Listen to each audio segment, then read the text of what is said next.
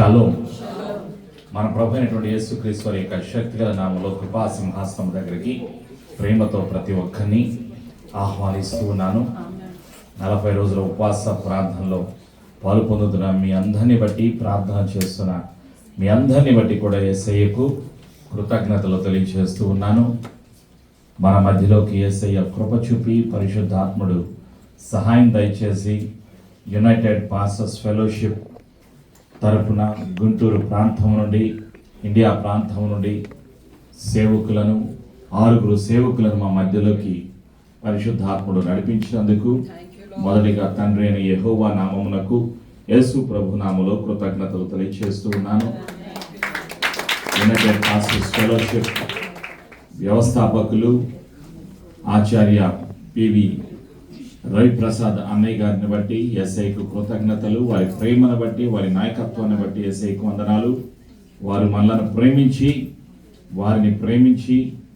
వారిని మన మధ్యలోకి నడిపించినందుకు ఎస్ఐకు కృతజ్ఞతలు తెలియజేస్తూ ఉన్నాను.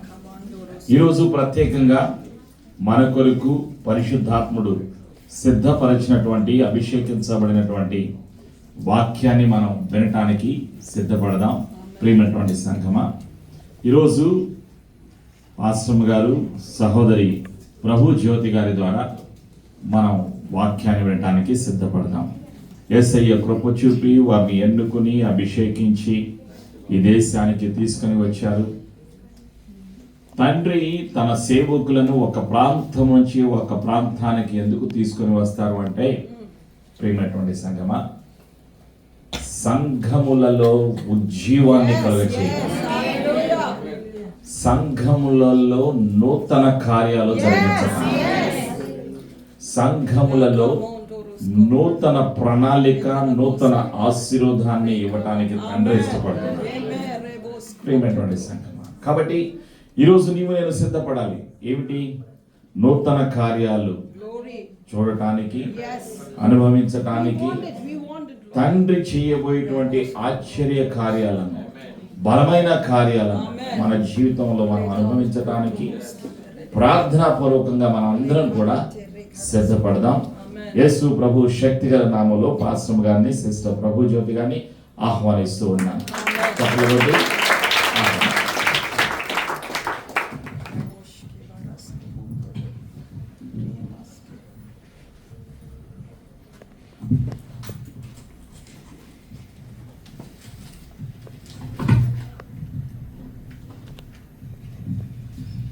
షలోమ్. యేసుక్రీస్తు నామములో మీ అందరికీ నా హృదయపూర్వక వందనాలు. ప్రత్యేకంగా ఈ సమయంలో మేము ఇక్కడ ఉండడానికి కారణమైన దేవాతి దేవునికి మహిమ, ఘనత, ప్రభావాలు చెల్లిస్తూ ఉన్నాను. అలాగే మాకు గుంటూరు పట్టణంలో చక్కని సహవాసాన్ని మేము కలిగి ఉన్నాం. సహవాసం యొక్క ప్రత్యేకత ఏంటంటే, ఎలాంటి భేదాలు లేకుండా అన్ని డినామినేషన్స్కి చెందిన సంఘ కాపరులు, అలాగే వారి సతీమణులు, పాస్టర్ గారులు, మరి పరిచర్యలో ఉన్న స్త్రీలు, మేమందరం కూడా ఒక మంచి సహవాసము, ఆత్మీయ సహవాసాన్ని కలిగి ఉన్నాం. ఆ సహవాసము ద్వారా మేము ఎంతగానో ఆశీర్వదించబడుతున్నాము అనటానికి ప్రత్యక్ష సాక్ష్యము ఈ సమయంలో మీతో గడపటం. మరి ఫౌండర్ రవిప్రసాద్ అన్నయ్య గారి యొక్క ఆలోచన, దేవుడిచ్చిన ఆలోచన, వారి ఎంకరేజ్మెంట్, అలాగే మరి దైవజనులు ప్రతిభ రావయ్య గారి ఫ్యామిలీ యొక్క మరి వారి అంగీకారము, సమ్మతి, ముఖ్యంగా దేవుని కృప మనందరము కలిసి దేవుని సన్నిధిలో గడిపే అవకాశాన్ని కలిగి చేసింది. దేవునికి స్తోత్రం. హల్లెలూయా, హల్లెలూయా, హల్లెలూయా, స్తోత్రం. మరి మన జీవితాలన్నీ కూడా ప్రశ్నలతో నిండిన జీవితాలు కాదంటారా? చాలా ప్రశ్నలతో నిండిన జీవితాలు. ఎలా అని చెప్పగలమంటే, చిన్న పిల్లలను తీసుకెళ్ళి స్కూల్లో జాయిన్ అయితే ఆ క్లాస్ పాస్ అవ్వాలంటే ఏం చేయాలి? స్టార్ట్ అవుతాయి వాళ్ళకి ప్రశ్నలు. ఆ ప్రశ్నలన్నిటికీ సరైన సమాధానం ఏదో ఒక ఆన్సర్ కాదు, సరి అయిన సమాధానం చెప్తేనే వాళ్ళు పాస్ అవుతారు కదా. ఉద్యోగానికి వెళ్ళినా కూడా చాలా పెద్ద ఉద్యోగం, మరి ఐపీఎస్ ఐఏఎస్ ఈజీగా ఏమి, చాలా ప్రశ్నలు కదా. మన జీవితాలన్నీ కూడా ప్రశ్నలతో నిండిన జీవితాలు. అయితే బైబిల్ గ్రంథంలో కూడా దాదాపుగా ఒక దైవజనుడు చెప్పగా విన్నాను, 3294 ప్రశ్నలు ఉన్నాయంట. అయితే పాత నిబంధనకు వచ్చేసరికి 2274 ప్రశ్నలు ఉన్నాయంట. నూతన నిబంధనకు వచ్చేసరికి 1022 ప్రశ్నలు. బైబిల్ గ్రంథంలో ఉన్న 66 పుస్తకాలలో అత్యధికమైన ప్రశ్నలతో కూడిన అధ్యాయాలున్న పుస్తకం ఎవరు చెప్పగలుగుతారా? చాలా ఎక్కువ ప్రశ్నలున్న ఒక చిన్న క్లూ ఇస్తాను. ఓల్డ్ టెస్ట్మెంట్లోని యోబు గ్రంథంలో దాదాపుగా మరి 42 అధ్యాయాలలో 329 ప్రశ్నలు. మరి దేవుడు కూడా కొన్ని ప్రశ్నలు అడిగారు కదా. మరి ఆది కాండం నుండి కూడా ప్రశ్నలు, ప్రభువు మాట్లాడిన ప్రశ్నలు వేరు, మానవులకు వచ్చిన ప్రశ్నలు వేరు, దేవుని కలిగి ఉన్న ప్రజలకు వచ్చిన ప్రశ్నలు వేరు. అయితే మరి రాత్రి కాలంలో ప్రభు అన్న మాట జ్ఞాపకం చేసుకుంటూ యేసు ప్రభు వారు అన్నారు కదా, అసలు ఎలా ప్రార్థన చేయాలో యుక్తంగా మీకు తెలీదు, ఎలా మాట్లాడాలో కూడా మీకు కానీ పరిశుద్ధాత్మ దేవుడే ఆయన అభిషేకము ద్వారా మనలను నడిపిస్తూ ఉంటారు. కనుక దేవుని సంఘముగా మన ప్రశ్నలన్నిటికీ జవాబు మన ప్రభు అయిన యేసుక్రీస్తు. హల్లెలూయా, హల్లెలూయా. అందరం పైకి చక్కగా బాగానే ఉంటాం, కానీ లోపల ఎన్నో ప్రశ్నలు. కానీ దేవుని యొక్క వాక్యం సెలవిస్తూ ఉంది, అది ఏ పరిస్థితి అయినా సరే మన ప్రభువు మనకు చాలిన దేవుడు. అన్ని పరిస్థితుల్లో అన్ని సమయాలలో కూడా మన ప్రభువు మనకు చాలిన దేవుడై ఉన్నారు. దేవునికి స్తోత్రం. అట్టి నిరీక్షణ మనలను ఎప్పటికీ కూడా సిగ్గుపరచదు. దేవుని బిడ్డలుగా ప్రభువును కలిగి ఉన్న మనము మన జీవితాల్లో ప్రభు ఉన్నారు కాబట్టి, మన దోణిలో ప్రభు ఉన్నారు కాబట్టి, తుఫానులైన సుడిగాలులైన ప్రభువే నిలబడి ఆ ప్రశ్నకు సమాధానముగా కార్యాలు జరిగిస్తూ ఉన్నారు. అయితే మలాకీ గ్రంథంలో నుండి ఒక మాట చదువుకుందాం. మరి 1వ అధ్యాయము 2వ వచనంలో ఈ మలాకీ గ్రంథం అంతా చూస్తే మరి ఒక దైవజనుడు అంటాడు కదా, ఇది ఒక కోర్టులో వాదించిన విధానం, కోర్టు కేసు లాగా కనపడుతుంది నాకు అన్నాడు. ఎలా అంటే ఒక ప్లాంటిఫ్ అండ్ ఒక డిఫెండర్. అయితే ఇక్కడ ప్రభు ఏమంటున్నారంటే, నేను మీ ఎడల ప్రేమ చూపి ఉన్నాను. 2వ వచనం, అయితే మీరు ఏ విషయమందు నీవు మా ఎడల ప్రేమ చూపితివందురు. ఇశ్రాయేలీయులను గూర్చి ప్రవక్త అయిన మలాకీ ద్వారా పలుకుబడిన దేవుని యొక్క వాక్కు. ప్రభు అంటున్నాడు కదా, ఆయన బిడ్డలమైన మనతో నేను మీ ఎడల ప్రేమ చూపి ఉన్నాను. చాలాసార్లు మనం కూడా దేవుని బిడ్డలమే. అయితే కొన్నిసార్లు ప్రభువుని ప్రశ్నిస్తూ ఉంటాం, ఏంటి ప్రభువా, ఎట్లా ప్రభువా నన్ను మర్చిపోయావా, నాకు దూరంగా ఉన్నావా, ఏ విధానంగా నాకు ప్రేమ చూపిస్తున్నావా అని ఇశ్రాయేలీయులు అడిగిన రీతిగా చాలాసార్లు మన హృదయం కూడా కలవరపడుతూ ఉంటుంది. ఇట్లాంటి పరిస్థితే నా జీవితంలో కొన్ని సంవత్సరాల క్రితం నేను ఎదుర్కొన్నాను. దేవుని యొక్క కృపను బట్టి నా తల్లిదండ్రులు ఇద్దరు దైవ సేవకులు. చాలా సంవత్సరాల తర్వాత మా నాన్నగారి కోరిక ఏంటంటే, నాకు 12 మంది కుమారులు కావాలి, మరి వాళ్ళందరినీ నేను సేవకు పంపించేస్తాను. చాలా ఎక్కువగా మాట్లాడుతూ ఉండేవాళ్ళంట. 12 సంవత్సరాల తర్వాత నేను పుట్టాను. ఇంకా నాకు బ్రదర్స్ సిస్టర్స్ ఎవరు కూడా లేరు.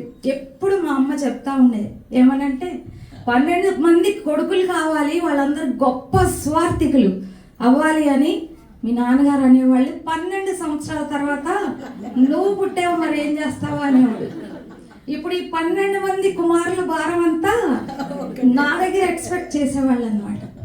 అయితే మరి నాకు 8.5 years వచ్చేసరికి మా నాన్నగారిని దేవుడు ఆయన సన్నిధికి పిలుచుకున్నారు.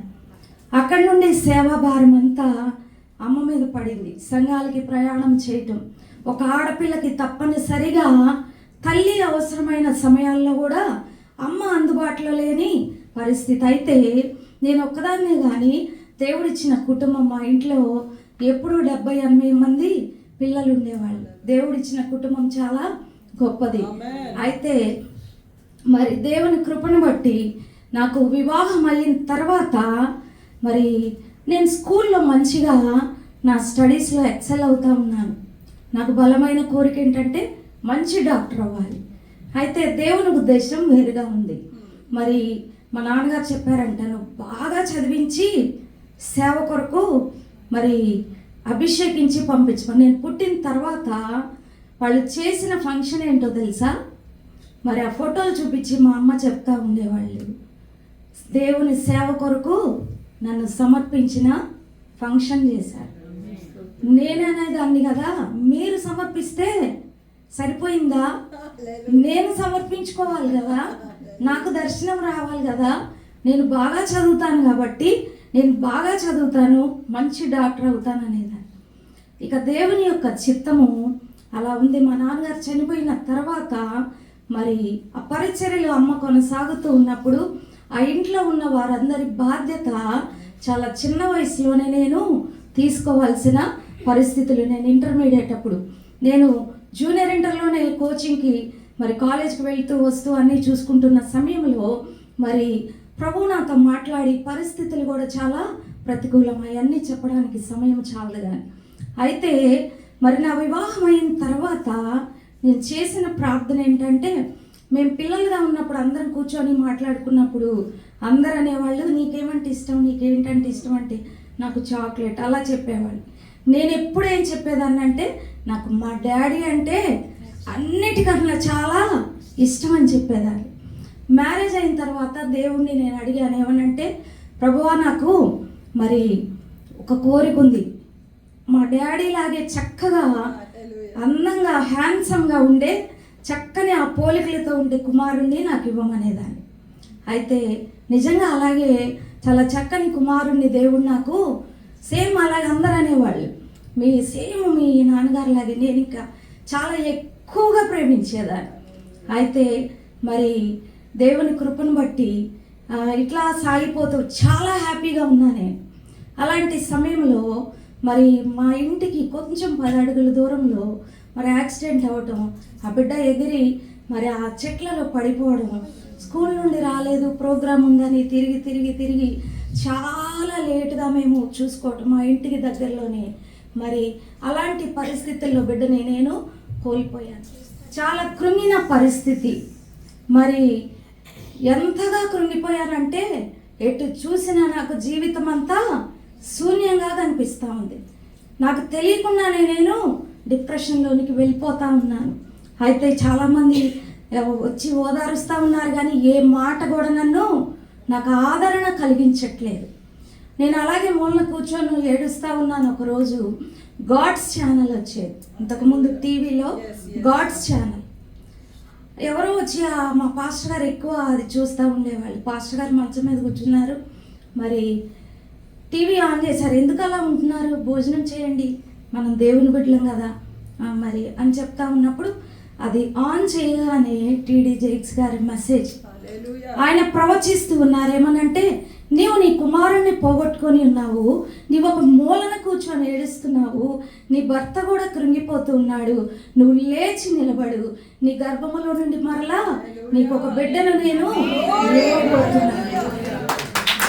దేవుడు ఆ వాగ్దానం ఇచ్చినప్పుడు ఆయన ఏం చెప్తా ఉన్నారంటే, నువ్వు లేచి మరి టీవీ దగ్గరకు వచ్చి నీ పొట్ట మీద కడుపు మీద చేయి పెట్టుకొని అభిషేకం నీలోనికి రాబోతూ ఉంది.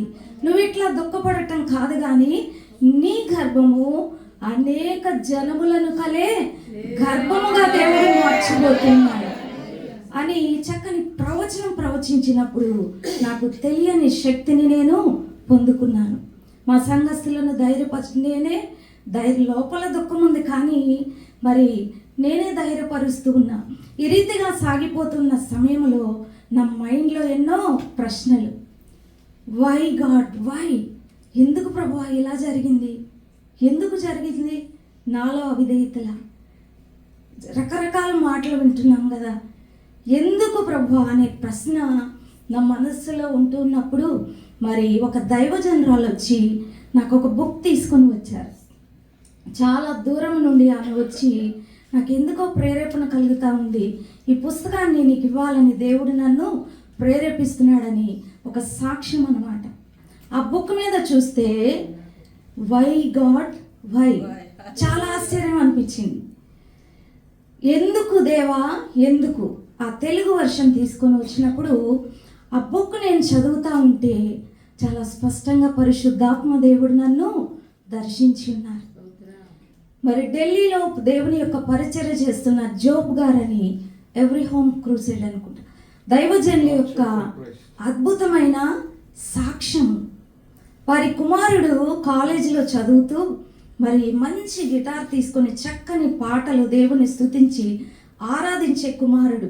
దైవ సేవకులు మరి పరిచర్యకు వెళ్ళారు. సెలవులకి ఇంటికి వచ్చినప్పుడు మరి తను కూడా ఇంకా మమ్మీ వాళ్ళు రావడం లేట్ అవుతుందనేసి కాలేజ్కి వెళ్తూ తన కంప్యూటర్లో బాయ్ మమ్మీ బాయ్ డాడీ అని ఇలా చేపెట్టి మేఘాల్లో వెళ్తున్నట్టు ఒక ఫోటో పెట్టేసి, అంటే కలుసుకునే అవకాశం లేని దాన్ని బట్టి ఆ బాబు తిరిగి వెళ్ళిపోయారు. కొన్ని పరిస్థితులను బట్టి దారుణంగా చంపివేయబడ్డారు. చాలా వివరంగా సాక్ష్యం చదువుతూ ఉన్నప్పుడు మరి ఆ సమయంలో ఆ దైవజనుని యొక్క బంధువు ఒక ఆవిడొచ్చి అంటా ఉన్నారు కదా, ఓ దైవజనుడా, ఏమైపోయాడు నీ దేవుడు? నీ కుమారుడు ఇంత ఘోరమైన దుర్మరణం పొంది రక్తములో పొరలాడి చనిపోయినా నీ కుమారుణ్ణి కాపాడలేకపోయాడా?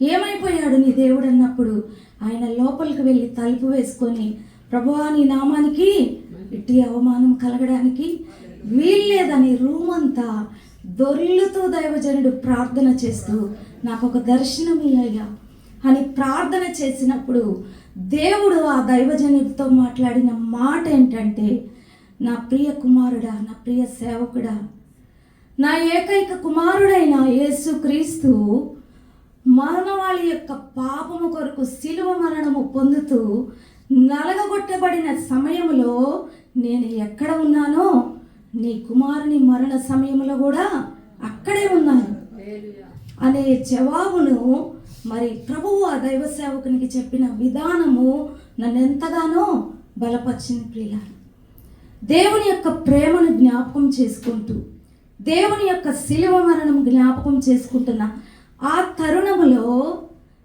నాకు కలిగే ఏ శ్రమ కూడా పెద్దదిగా అనిపించలేదు. దేవుని సేవలో సాగిపోతూ ఉండగా దైవ సేవకులు చక్కగా రెడీ అయి వస్తున్నారు, వాళ్ళకంతా బాగానే ఉందనుకుంటారు. అన్ని విధాలుగా నలగొట్టబడే పరిస్థితులు ఒక దైవ సేవకులకు ఉంటాయి. ప్రియులారా, వాళ్ళు సంఘం ముందు ఏది చెప్పరు. ఒక దైవ సేవకుని భార్యగా ఉండడం ఇంకా కష్టమైన పని. అన్ని వైపుల నుండి ప్రెషర్ వచ్చేస్తూ ఉంటుంది. అయితే దేవుని యొక్క సిలువను ముందు పెట్టుకున్నాము కాబట్టే, యేసుక్రీస్తు వారి సిలువ వైపు చూస్తున్నాం కాబట్టే నవ్వుతూ ముందుకు సాగిపోగలుగుతున్నాం, క్షమిస్తూ ముందుకు సాగిపోగలుగుతున్నాం, ఓర్చుకుంటూ ముందుకు సాగిపోగలుగుతున్నాం. చాలాసార్లు ఎదురాడే స్వభావాలు, కుటుంబ సభ్యుల కొరకు కూడా, బంధువులతో కూడా మేము కలుసుకోం. ప్రియులారా, దేవుని సేవకులు బంధువులు ఈ యొక్క ఫంక్షన్లు ఇవన్నీ ఏముండవు. వాళ్ళందరూ ఫీల్ అవుతూ ఉంటారు, అన్నీ నా సంఘమే, దేవుడు నాకు ఇచ్చిన కుటుంబం. నిజంగా మనందరము ఎక్కడి వారమైనప్పటికీ కూడా మనందరికీ ఒక రక్త సంబంధము ఉంది. యేసుక్రీస్తు వారి రక్తములో శుద్ధి చేయబడిన పరిశుద్ధుల సమూహముగా దేవుడు మనకు అనుగ్రహించిన అత్యద్భుతమైన సంబంధాన్ని, ఆ ప్రేమను మనం కలిగి ఉన్నాం. దేవునికి స్తోత్రం. హల్లెలూయా, హల్లెలూయా. అట్టి ప్రేమ చేత దేవుడు మరి దైవ సేవకుల హృదయాలను నింపుతూ ఉన్నాడు. కాబట్టి గృహాల్లో కలుగుతూ ఉన్న లోటైన, కష్టమైన, నష్టమైన, మాటి మాటికి ప్రసవేదన పడుతూ ఉన్నారు. ఒక తల్లి ఒక బిడ్డను ప్రసవించాలంటే ఎంత కష్టమైన పరిస్థితి. అయితే ఒక్క బిడ్డ కోసం మాటిమాటికి ఆత్మీయ తల్లిదండ్రులు ప్రసవేదన పడుతూ ఉంటారు.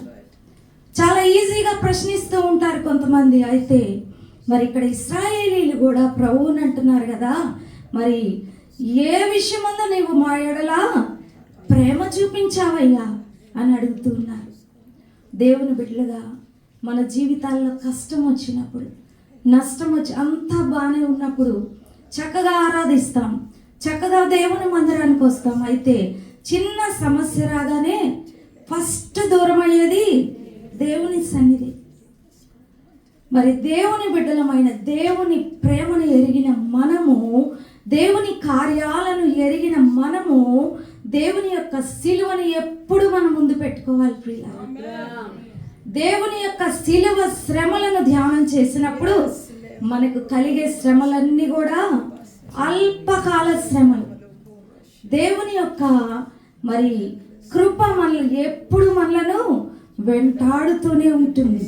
ఒక వాక్యాన్ని చదువుకుందాం చూడండి. రోమీలకు రాసిన పత్రిక 8వ అధ్యాయము 18వ వచనం. ఎవరన్నా చదవగలరు? రోమీలకు రాసిన పత్రిక. మన ఎడల ప్రత్యక్షము కాబోవు మహిమ ఎదుట ఇప్పటి కాలపు శ్రమలు ఎన్న తగినవి కావని ఎంచుచున్నాను. చాలండి. దేవునికి స్తోత్రం. హల్లెలూయా. మనం అనుభవించే శ్రమలన్నీ కూడా ఎలాంటి శ్రమలో తెలుసా? Passing away clouds. ఒక చంద్రుని చూస్తూ ఉన్నప్పుడు కొన్ని యొక్క మేఘాలు వచ్చినప్పుడు ఆ కాంతి కొంచెం మసగబారుతుంది, కానీ ఆ మేఘాలు నిలిచి ఉండవు. సాగిపోయే మేఘాల వంటివి దేవుని బిడ్డలకు వచ్చే శ్రమలు. ఆయన యొక్క మన ఎదుట ప్రత్యక్షము కాబోవు మహిమ ఎదుట ఇప్పటి శ్రమలు ఎన్న తగినవి కావు. మన శ్రమలు మన దేవుడు మనల్ని ఎన్నడూ కూడా విడిచిపెట్టి ఉన్నాడు. షడ్రక్ మేషక్ అబెద్దులు అగ్నిగుండంలో వేయబడినప్పుడు అగ్నిలో వారితో కూడా ఉన్న దేవుడు మన దేవుడు. అగ్ని గుండంలో మనం ఉన్నప్పుడు మనల్ని విడిచిపెట్టే దేవుడు కాదు, మనతో కూడా ఉండి అగ్ని వాసన కూడా అంటకుండా మనలను భద్రపరిచే దేవుడు మన దేవుడు. స్తోత్రం. హల్లెలూయా. మలాకీ గ్రంథము 3వ అధ్యాయము 3వ వచనాన్ని చదువుకుందాం. అయితే 3వ అధ్యాయము. వెండిని శోధించి నిర్మలము చేయువాడైనట్లు కొంచెం పైకి చదువుదాం. ఆయన కంసాలి అగ్ని వంటివాడు, చాకలివాని సబ్బు వంటివాడు. వెండిని శోధించి నిర్మలము చేయువాడైనట్లు కూర్చొని ఉండును. లేవీలు నీతిని అనుసరించి యెహోవాకు నైవేద్యములు చేయునట్లు వెండి బంగారములను నిర్మలము చేయు రీతిని ఆయన వారిని నిర్మలలుగా చేయును. మనకొచ్చే శ్రమల కొలిమిలో మనము పుటము వేయబడుతూ ఉన్నప్పుడు వెండిని బంగారాన్ని ఎలా శుద్ధి చేస్తారో అలాగే మన దేవుడు మనలను శుద్ధి చేయి దేవుడు. దేవుని దృష్టిలో మనము వెండి బంగారము వంటి విలువైన వారము ప్రియులారా. దేవుని దృష్టిలో ప్రతి ఒక్కరము విలువైన వారమే. ఆయనంట మరి వెండిని శోధించి నిర్మలము చేయవాడైనట్లు కూర్చొని ఉండును. రిఫైనర్ ఆ వెండిని లేదా బంగారమును శుద్ధి చేస్తూ ఉన్నప్పుడు ఒక చక్కని నాకు చాలా నా హృదయానికి హత్తుకున్న ఒక ఉదాహరణ మీతో చెప్తాను. అయితే ఈ వెండిని నిర్మలము చేయునప్పుడంట ఏం చేస్తాడంట? ఆయన కూర్చొని ఉంటాడంట. ఆ వెండి అగ్నిలో కాలుతూ ఉన్నప్పుడు బంగారము కొలిమిలో కాలుతూ ఉన్నప్పుడు దానిలో ఉన్న మస్టు మాలిన్యం అంతా వేరు చేయబడుతున్నప్పుడు, చాలా వేడిమి కలిగిన అగ్నిలో ఆ బంగారం కాలుతూ ఉన్నప్పుడంట దేవుడు ఏం చేస్తాడు, నిర్మలము చేయవారు ఆ రిఫైనర్స్ ఏం చేస్తారంటే కూర్చొని చక్కగా దానికి ఒక చక్కని ఆకారాన్ని, అందమైన ఆకారాన్ని వెండికి బంగారానికి వాళ్ళు చేస్తూ ఉంటారు, సృష్టిస్తూ ఉంటారు. అయితే దేవుడంట ఆయన ఒక రిఫైనర్గా వెండిని బంగారాన్ని శుద్ధి చేయడానికి ఆయన ఏం చేస్తాడంట, కూర్చుంటాడు. చాలామందికి ఒక అలవాటు ఉంటుంది, ఎవరైనా ఏమైనా చెప్తా ఉంటే కూర్చొని వినడానికి ఇష్టపడరు కదా. మనకి చాలా బెస్ట్ ఫ్రెండ్స్ అనుకొని మనం చాలా ఏదో చెప్పాలని బాగా మన బాధ సంతోషంగా చెప్పాలనుకున్నప్పుడు ఒక్కొక్కసారి వాళ్ళు కూర్చొని వినడానికి ఇష్టపడరు. అయితే దేవుడంట శ్రమల కొలిమిలో మనము పుటము వేయబడుతున్న సమయంలో ఆయన మన దగ్గరే కూర్చొని ఉంటాడంట. దేవుడు మరి మనలను మన శ్రమలో ఎన్నడూ మనలను విడిచిపెట్టని దేవుడు. అయితే మరి కొంతమంది స్త్రీలు కలిసి మలాకి గ్రంథాన్ని బైబిల్ స్టడీ చేస్తూ ఉన్నప్పుడు ఈ యొక్క మాట చదివినప్పుడంట వాళ్ళు ఆ యొక్క వెండి షాప్ అతని దగ్గరికి వెళ్ళి ఆ వెండి వస్తువులు బంగారు వస్తువులు తయారు చేసి ఆయన దగ్గరికి వెళ్ళి మీరు వెండిని ఎలా శుద్ధి చేస్తారు, ఎలా మీకు తెలుసు అని అడిగినప్పుడు ఆయన ఏం చెప్తా ఉన్నాడంటే అది చాలా వేడిమి, ఆ వేడి ఎంత ఎక్కువ వేడి అవసరం అవుతుందో ఆ వెండి శుద్ధి అయ్యింది అని ఎలా తెలుస్తుందంటే మరి ఆ ద్రవం అంతా కరిగి వేడికి కరుగుతూ ఉన్నప్పుడంట ఆ రిఫైనర్ ఏం చేస్తాడంటే కూర్చొని ఆ కాలుతున్న వెండిలోకి అలా చూస్తూ ఉంటాడంట. కంప్లీట్గా శుద్ధి అయ్యింది అని వాళ్ళకి ఎలా తెలుస్తుందో తెలుసా, అలా చూస్తూ ఉన్నప్పుడంట ఆ యొక్క మాలిన్యం అంతా వెళ్ళిపోయినప్పుడు ఈయన ఫేస్ అందులో ప్రతిబింబము ఆ యొక్క లిక్విడ్లో కనిపిస్తుందంట. దేవునికి మహిమ కలుగును గాక. హల్లెలూయా, హల్లెలూయా. మనలను శుద్ధి చేస్తూ ఉన్నప్పుడు దేవుని యొక్క స్వారూప్యము, దేవుని యొక్క పోలిక, దేవుని యొక్క ప్రతిబింబము ఆయన మనలో చూసుకుంటూ ఉంటాడంట. పరిశుద్ధులముగా మన ఎదుట ప్రత్యక్షము కాబోయే మహిమ ఎదుట పరిశుద్ధులుగా మనలను నిలవబెట్టడానికి దేవుడు మనలను శుద్ధి చేస్తూ ఉంటాడు. మన దైవజనులు చెప్తా, మీకెవరు ఎనిమిస్ లేకపోతే గెట్ వన్. ఎన్ని శ్రమలు మనకి వస్తూ ఉంటాయో ఆత్మీయ జీవితంలో మనం అంత పటిష్టపరచబడుతూ ఉంటాం. అంతేకాదు ప్రభు మన దగ్గరే ఉండి ఆయన మన వైపే చూస్తూ ఉంటాడంట. ఎప్పటి వరకు అంటే మనలో ఉన్న మాలిన్యము తొలగిపోయి సంపూర్ణ శుద్ధి అయ్యి మనలో ఆయన ప్రతిబింబమును చూసుకునేంత వరకు కూడా ప్రభు మనలను ట్రైనప్ చేస్తూ ఉంటారు, నడిపిస్తూ ఉంటారు, మన ప్రక్కనే ఉంటారు, మనలను బలపరుస్తూ ఉంటారు. దేవుడు ఎన్నడూ మనలను విడిచిపెట్టే దేవుడు కాదు ప్రియులారా. ఎన్నో సమస్యలు, మన ప్రియులను మనము బాగా ప్రేమించే ప్రియులను మనం పోగొట్టుకొని ఉండవచ్చు, లేదా మనకు వాళ్ళు దూరం అయిపోయి ఉండవచ్చు. ఏదో ఒక వేదన చేత మన హృదయం దిగులు పడుతూ, ఎందుకు ప్రభువా, దావీదు అంటున్నాడు, ఎందుకయ్యా నాకు దూరంగా ఉన్నావు, ఎందుకు ఈ ఆపద సమయంలో నువ్వు దూరంగా ఉన్నావు అంటూ ఉన్నాడు. మరి దేవుని బిడ్డలుగా మన ప్రశ్నలన్నిటికీ యేసయ్యే జవాబు. మన సమస్యలు, మన అనారోగ్యంలో, మన బలహీనతలో ప్రభు మన ప్రక్కనే కూర్చొని ఆయన యొక్క ప్రతిబింబాన్ని మనలో చూసుకుంటూ చక్కని రూపాన్ని, అందమైన రూపాన్ని మనకు అనుగ్రహించే దేవుడు. మరి దేవుని చేతిలో పాత్రలుగా ఉన్న మనం, ఇందాక పాస్టర్ తల్లి గారు చెప్తా ఉన్నారు, చక్కని సాక్ష్యం. దేవుని కృపను బట్టి మరి ప్రభువు విడిచిపెట్టే దేవుడు కాదు. ఆ సాక్ష్యము మా హృదయాలను చాలా విశ్వాసంలో ఇంకను బలపరిచి ఉన్నది. అద్భుతమైన సాక్ష్యం. మరి దైవజనులు పాస్టర్ గారిని చూసినప్పుడు ఐ రిమెంబర్ మై డాడ్. మా నాన్నగారు కూడా గడ్డంతో అదే పర్సనాలిటీ, కలర్గా అట్లా ఉండేవాళ్ళు. ఆ పాపను ఎత్తుకొని భుజాన్ని నేను కూడా వదిలిపెట్టేదాన్ని కాదు, చాలా చిన్నదాన్ని. దేవుని కృపను బట్టి గొప్ప దర్శనం మంచి తల్లిదండ్రులను మీరు పొందుకొని ఉన్నారు.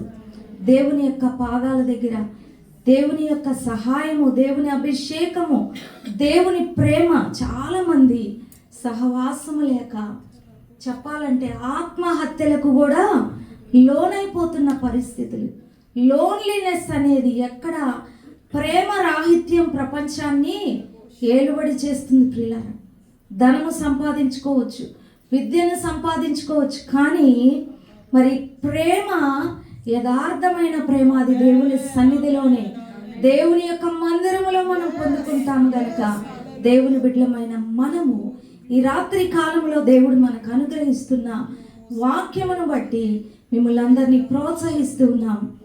దేవుడు మనల్ని ఎన్నడూ మన కష్ట సమయంలో ఎలాంటి పరిస్థితి అయినా మనలను విడిచిపెట్టని దేవుడు మనలను శుద్ధి చేసి చక్కని రూపాన్ని మనకు అనుగ్రహించి ఆయన మహిమ కొరకు విలువ కలిగిన పాత్రగా మనలను వాడుకునే దేవుడు. దేవునికి స్తోత్రం. హల్లెలూయా, హల్లెలూయా, హల్లెలూయా. ఈ మాటలను దేవుడు మన హృదయాలలో బలపరిచి ఆశీర్వదించునుగాక.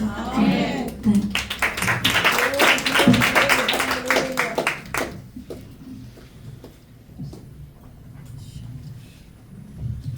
కృతజ్ఞతలు తెలియచేద్దాం. ఒక తీర్మానం చేసుకుందాం. అనేక సార్లు మన జీవితాల్లో అనేక ప్రశ్నలు ఉన్నాయి. మన ప్రశ్నలు ఈ లోకంలో ఉన్న వారికి ఎవరికీ తెలియదు. నీలో నాలో ఉన్న ప్రతి ప్రశ్నకు జవాబు యేసు ప్రభుల వారై ఉన్నారు. యేసయ్య మార్గాన్ని చూపించారు, సిలువలో జవాబును అనుగ్రహించారు. ఆ జవాబును పొందుకోవటానికి పరిశుద్ధాత్ముడు ఎల్లప్పుడూ మనతో ఉన్నారు. ఆ సత్యాన్ని పరిశుద్ధాత్ముడు ఆశ్రమ గారి ద్వారా మాట్లాడారు. నీతో మాట్లాడారు, నాతో మాట్లాడారు. ఇప్పుడు నీవు నేను ఒక నిర్ణయం తీసుకోవాలి. నీ పరిస్థితి ఏమిటో తండ్రికి తెలుసు. నీ పరిస్థితి ఈ లోకంలో ఎవ్వరికీ తెలియదు, మనుషులకు ఎవ్వరికీ తెలియదు. యేసయ్య చూస్తున్నటువంటి దేవుడు. ఆయనకు కనిపించింది ఏదీ కూడా లేదు. ఆయనలో ఆయనే ఒక ప్రతిబింబము మనలో కనిపిస్తుంది. ప్రియమైనటువంటి సంఘమా, కాబట్టి పరిశుద్ధాత్ముడు నీతో నాతో మాట్లాడారు. నీవు నేను ఒంటరి వాళ్ళము కాదు. ఆయన మనలో ఉన్నాడు, మన ప్రక్కన కూర్చుంటున్నాడు. ఆయన తన రూపాన్ని మనకు అనుగ్రహిస్తున్నాడు. మనము ప్రతిబింబాలము, ఆయన రూపాలమై ఉన్నాం. ఆయన నిర్మించినటువంటి మనము స్వరూపమై ఉన్నాము అన్న సత్యాన్ని పరిశుద్ధాత్ముడు మనకి గుర్తు చేశాడు. కాబట్టి నీవు నేను నిరంతరము గుర్తు పెట్టుకోవాలి. నీ కష్టాలను నీవు చూడకూడదు, నీ బాధలను నీవు చూడకూడదు. ఆ శ్రమలన్నీ కూడా సాగిపోయేటువంటి మేఘాలు అన్న సత్యాన్ని జ్ఞాపకం చేసుకోవాలి. శ్రమలు తాత్కాలికమైనవి, మేఘాలు క్షణంలోనే మాయమైపోతాయి. అవి ఒకే స్థలంలో ఉండవు. మేఘాలు సాగిపోయేటువంటి మేఘాలు. మన జీవితాల్లో ఉన్నటువంటి కష్టాలు కూడా అంతే. కాబట్టి మన ధైర్యం, మన ఆధారం ఏమిటి అంటే యెహోవా నా బలము, యేసే నా ఆధారము, ఇమ్మానుయేలుగా నాతో ఉన్నారు. యేసయ్య పరిశుద్ధాత్ముడు నన్ను నిత్యము నడిపిస్తారు. కాబట్టి ఈ కష్టాలలో నేను జయాన్ని పొందుకుంటాను. నేను ధైర్యముతో నీవు నేను జీవించాలి. ఈ కష్టాలు నన్ను అంతము చెయ్యవు అని నీవు నేను ఒక విశ్వాసము కలిగి జీవించాలి. అద్భుతమైన సాక్ష్యాన్ని మనం విన్నాం. ఆలోచన చేయండి. కుమారుడు చిన్నవాడు యాక్సిడెంట్లో చనిపోయాడు. కానీ నిరుత్సాహములో దుఃఖములో ఉన్నప్పుడు పాస్టమ్మ పరిశుద్ధాత్ముడు ప్రవచనాన్ని ఇచ్చాడు. ఇది జేక్స్ ద్వారా ఒక ప్రవచనాన్ని ఇచ్చాడు. నీకు కుమారుడు కలుగుతాడు అని ప్రవచనాన్ని ఇచ్చాడు. బలపరిచాడు, ధైర్యపరిచాడు. ప్రియమైనటువంటి సంఘమా, నిన్ను బలపరిచేది ప్రవచనాత్మక వాక్కు. పరిశుద్ధ గ్రంథంలో రాయబడినటువంటి ప్రతి మాట ఒక ప్రవచనముగా మన జీవితంలో నెరవేర్చబడుతుంది. అందుకే పరిశుద్ధాత్ముడు మనల్ని సిద్ధపరుస్తున్నాడు. నీవు కావాలి. ఆ రోజు పాస్టర్ గారిని దేవుడు ఎన్నుకున్నాడు, ఏర్పాటు చేసుకున్నాడు. తన ఆలోచన వేరు, డాక్టర్ కావాలనే ఆలోచన ఉన్నది. కానీ తండ్రి ఆలోచన యేసయ్య పనిముట్టుగా వాడబడాలి. నీ ఆలోచన వేరు, నీ ప్రశ్న వేరు. నా ఆలోచన వేరు, నా ప్రశ్న వేరు. సమాధానం యేసయ్య అనుగ్రహిస్తున్నాడు. కాబట్టి కృతజ్ఞతలు తెలియచేద్దాం. నన్ను పిలిచినందుకు, నన్ను ఎన్నుకున్నందుకు, నీ పనిముట్టుగా నన్ను తయారు చేస్తున్నందుకు నీకు వందనాలయ్యా. నాలో ఉన్న ప్రతి శ్రమ ఒక మేఘం వలె సాగిపోతుంది అని నేను నమ్ముచున్నాను అని మనం ఒక నిర్ణయం తీసుకుందాం, ఒక తీర్మానం చేసుకుందాం. నా జీవము నీదే, నా ప్రాణము నీదే. నేను బ్రతికినంత కాలము నీ ప్రేమను ప్రకటిస్తాను, నీ కృపను నేను ప్రకటిస్తాను. యేసు పునరుత్థానుడు, యేసు సజీవుడు అని ప్రకటిస్తాను అని ఒక తీర్మానం చేసుకున్నా. పరిశుద్ధాత్మ నీకు వందనాలయ్యా. నూతన తీర్మానాన్ని చేసుకోవటానికి, నూతన బలాన్ని పొందుకోవటానికి, నూతన శక్తిని పొందుకోవటానికి, ధైర్యము కలిగి యేసయ్య రాజ్యము కొరకు జీవించడానికి మమ్మల్ని అందరినీ కూడా నిలబెట్టుచున్నందుకు, బలపరుస్తున్నందుకు నీకు వందనాలు. ప్రతి అనుమానాన్ని, ప్రతి బంధకాన్ని, ప్రతి చీకటి అధికారాన్ని యేసు ప్రభు శక్తిగల నామములో మా జీవితాల నుండి భారదొలబడి బంధిస్తున్నాం. యేసు రక్తంలో మా జీవితాలను ముద్రిస్తూ మేము విన్న సత్యాన్ని ప్రకటిస్తాము అని ఒక ఒప్పందము, ఒక తీర్మానము చేస్తూ కృతజ్ఞతలు యేసు ప్రభు నామములో చెల్లించి యేసు ప్రభు శక్తిగల నామములో కలిసి ప్రార్థిస్తున్నాము తండ్రి. ఆమేన్.